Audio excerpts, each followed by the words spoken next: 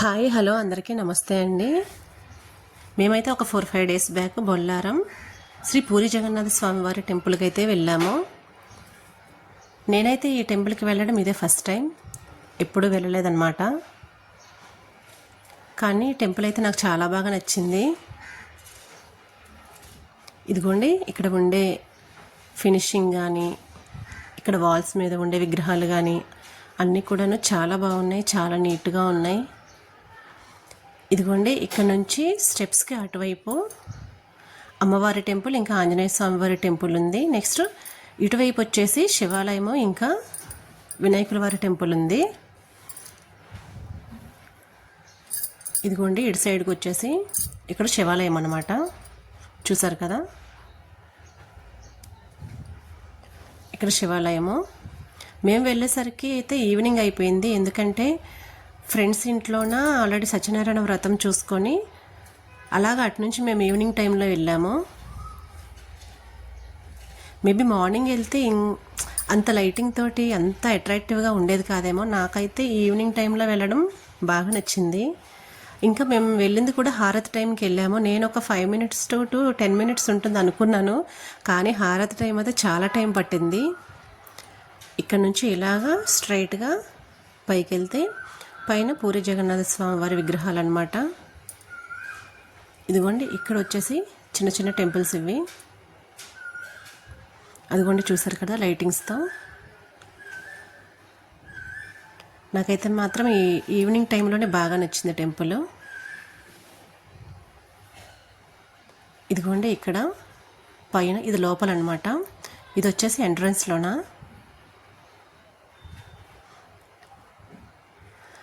Already హారతి time అయింది కదా, లోపలంతా కూడా డ్రమ్స్ వాయిస్తున్నారు అనమాట. స్వామివారిని లోపలనే ఊరేగిస్తున్నారు.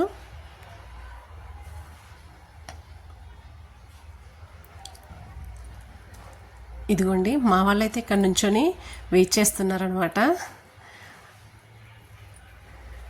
పిల్లలైతే మాత్రం ఆల్రెడీ మేము మార్నింగ్ తిరిగి వచ్చాము కాబట్టి వాళ్ళు ఇంకా నీరసంతో నుంచున్నారు.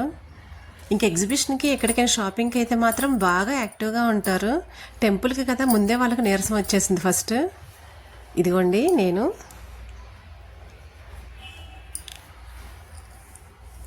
పక్కన మా మేనగోళ్ళు అనమాట, విక్రిస్తూ నుంచింది కదా. ఇదిగోండి ఇక్కడ మా చిన్నబ్బాయి, బ్యాక్ సైడ్ నీరజ్ అని మా అల్లుడు అనమాట, అతను పిల్లాడు ఉన్నాడు కదా. ఇదిగోండి పైనుంచి వ్యూ తీసినట్లయితే ఇదిగో ఇలా కనిపిస్తుంది. ఇదిగోండి అటు సైడ్ నుంచి చూస్తున్నాడు మా అబ్బాయి.